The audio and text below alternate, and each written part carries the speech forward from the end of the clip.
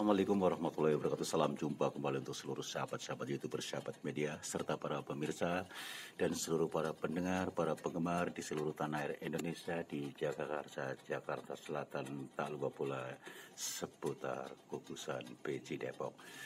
Dan untuk seluruh para penggemar, para pendengar, baik seluruh entero Indonesia maupun di luar negeri sana, semoga senantiasa kita tetap dalam lindungan Allah Subhanahu wa Ta'ala. Mari kita sama-sama mengkaji di acara ini tanya jawab seputar dunia lain, edisi religi, masih lanjutan mengenai wacana ulama terhadap Maulid. Kami akan melanjutkan tentang mengenai pengikut Syekh Muhammad Ibnu Wahab, ya, bahwasanya Syekh Abdul Aziz bin Baz atau Mufti Saudi dalam bukunya At-Tahzir Minal Bid'ah, ya, Minal Bid'ah, yang telah bertakwa, maksud saya yang telah berfatwa bahwa dilarang mengikuti Maulid Nabi Shallallahu Alaihi Wasallam. Alasan perkara tersebut dikategorikan bid'ah yang diadakan dalam agama. Di sini Syekh Al-Fauzan dalam Al-Muntaqa min Fatwa Al-Fauzan, peringatan Maulid Nabi Muhammad Sallallahu Alaihi Wasallam adalah perbuatan bid'ah, dan barang siapa yang membenarkan acara tersebut serta selalu menyuruh untuk melaksanakannya adalah mubtadi atau ahli bid'ah. Jika terus-menerus demikian dan tidak menerima nasihat dan peringatan serta terus-menerus mengajak kepada perbuatan bid'ah Maulid Nabi dan menganjurkan orang lain untuk melaksanakannya atau bid'ah Maulid tersebut, maka sesungguhnya orang tersebut wajib ditinggalkan karena ia adalah mubtadi dan tidak diperbolehkan bergaul dengan ahli bid'ah. Syekh Muhammad, di sini Syekh Muhammad bin Jamil Zaino dalam manhaj atau dalam manhaj atau al-Firaqun Najiyah, beliau menulis sesungguhnya dalam banyak perayaan Maulid tidak sepi dari hal-hal yang mungkar, bid'ah dan penyimpangan dalam hal agama. Di sini argumen kubu ini membangun argumentasi melalui pendekatan normatif atau tekstual atau nasyah.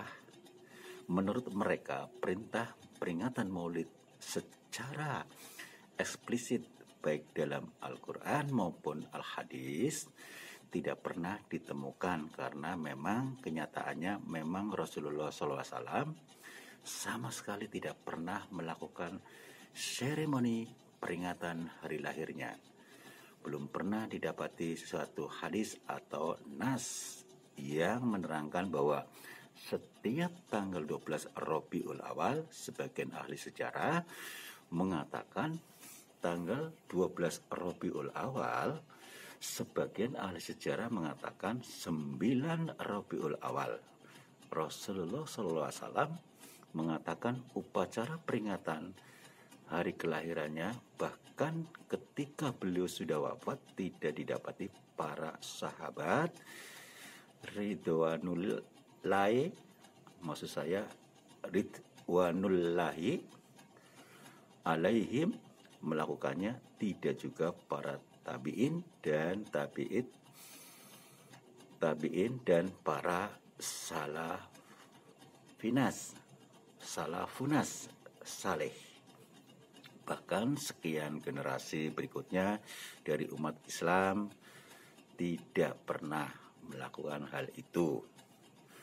Maka peringatan Maulid adalah perkara bid'ah, karena dalam agama kita tidak bisa membuat cara ibadah sendiri atau menguranginya dan menambahnya dengan cara-cara ibadah yang baru. Bahkan di sini diriwayatkan oleh Aisyah, Rasulullah SAW bersabda, yang artinya barang siapa yang mengada-ada dalam urusan kami ini sesuatu yang tidak pernah ada daripadanya, maka hal itu tertolak. Hadis riwayat Bukhari Muslim. Dalam riwayat yang lain Rasulullah Shallallahu Alaihi Wasallam bersabda juga, barang siapa yang melakukan suatu amalan yang tidak pernah ada perintah kami padanya, maka hal itu tertolak. Hadis riwayat Muslim. Di sini ada kelompok kedua mengatakan bahwasanya kelompok ini mengatakan bahwa perayaan Maulid Nabi Sallallahu Alaihi Wasallam adalah inovasi yang baik atau bid'ah hasanah.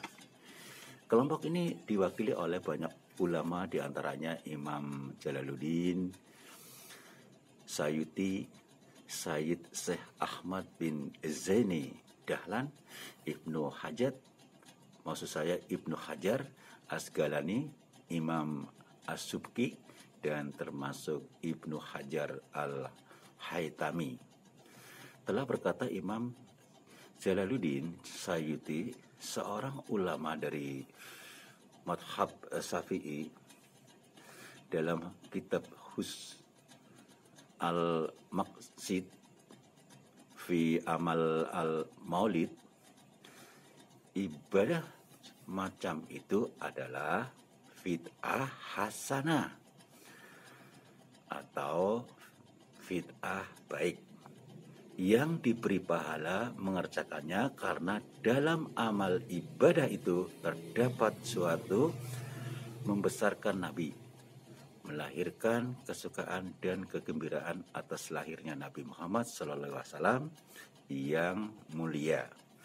Ungkapan Imam Sayuti tersebut adalah jawaban atas pertanyaan seseorang yang meminta fatwa dari beliau tentang hukum peringatan Maulid Nabi SAW menurut pandangan syariah.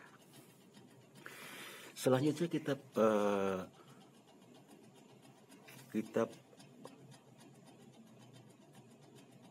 Lanatut Talibin, beliau merinci isi kegiatan peringatan Maulid yang dikategorikan akan diganjar pahala bagi melakukannya atau pelakunya, yaitu peringatan yang banyak dihadiri oleh kaum muslim, diisi dengan rangkaian tentang acara pembacaan ayat-ayat suci Al-Quran, tuntunan Rasulullah SAW, dan memetik hikmah dari peristiwa Maulid, lalu menyantap hidangan yang disediakan kemudian kembali ke diaman masing-masing.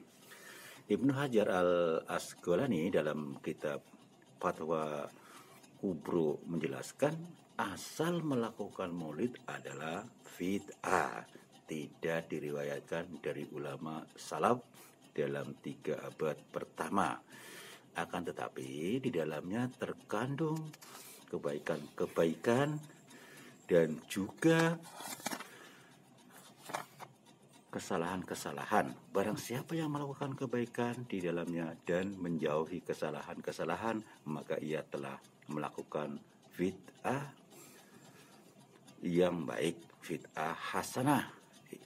Saya telah melihat landasan yang kuat dalam hadis Sahih Bukhari dan Muslim bahwa Rasulullah SAW datang ke Madinah. Beliau menemukan orang Yahudi berpuasa pada hari Asyura.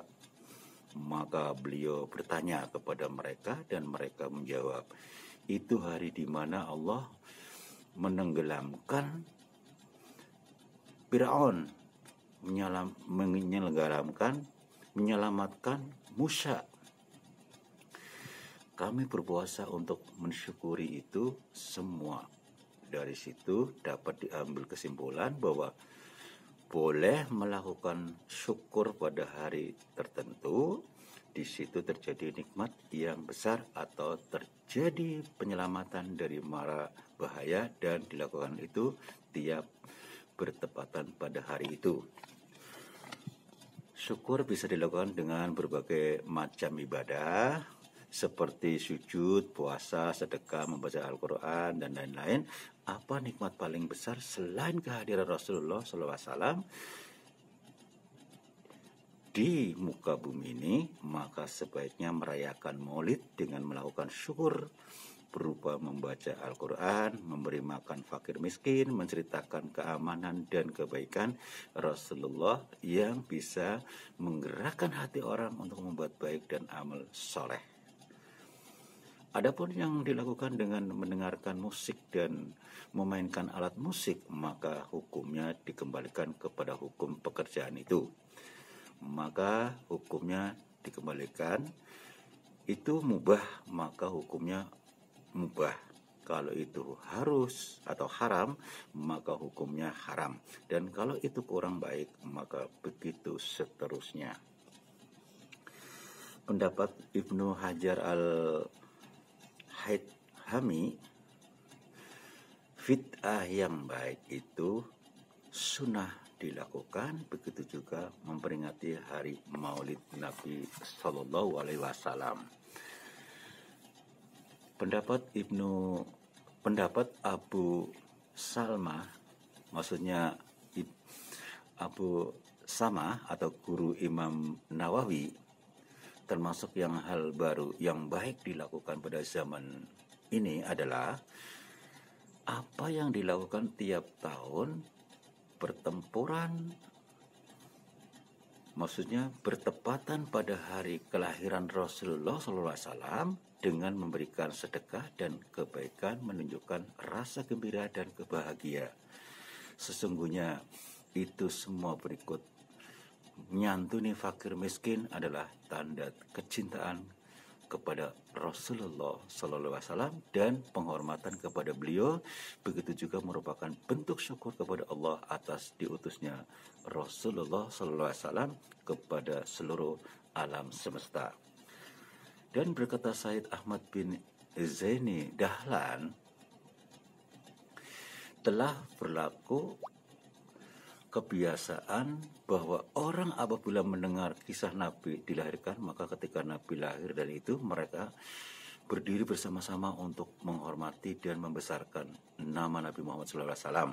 Berdiri itu adalah hal yang mustahsan, ya, baik, dan karena dasarnya ibadah membesarkan Nabi Muhammad SAW, dan sesungguhnya telah mengerjakan hal serupa itu banyak dari ulama-ulama panutan umat. Berkata pula Syekh Atiyah Sak, ya, saya berpendapat tidak menjadi kesalahan untuk menyebut maulid, apalagi zaman ini pemuda-pemudi Islam semakin lupa dengan agama dan kemuliaannya. Demikianlah saudara pendengar yang setia selalu menyimak tentang kisah Nabi Muhammad. Insya Allah saya akan melanjutkan kembali karena waktu jalan kami harus turun dari udara. Insya Allah kita jumpa lagi di waktu yang sama dengan acara yang sama, dengan acara tanya jawab seputar dunia lain, edisi religi, masih membahas tentang sejarah Nabi. Nanti akan dilanjutkan mengenai pendapat Al-Hafiz Al-Iraqi dalam kitab Syar atau dalam kitab Syar Mawahib Ladunia mengatakan seperti itu. Demikianlah saudara pendengar, sahabat-sahabat setia di mana saja berada, termasuk yang setia mengikuti kajian dimanapun saja berada. Mudah-mudahan Anda selalu dalam lindungan Allah Subhanahu wa Ta'ala. Mudah-mudahan dengan adanya riwayat Nabi kita akan tahu tentang riwayat perjalanan Islam yang ada. Mudah-mudahan apabila ada kesalahan, baik sengaja tanpa sengaja dalam penyampaian saya pribadi, mohon maaf. Akhirnya saya tutup. Wassalamualaikum warahmatullahi wabarakatuh. Ihdinas siratal mustaqim.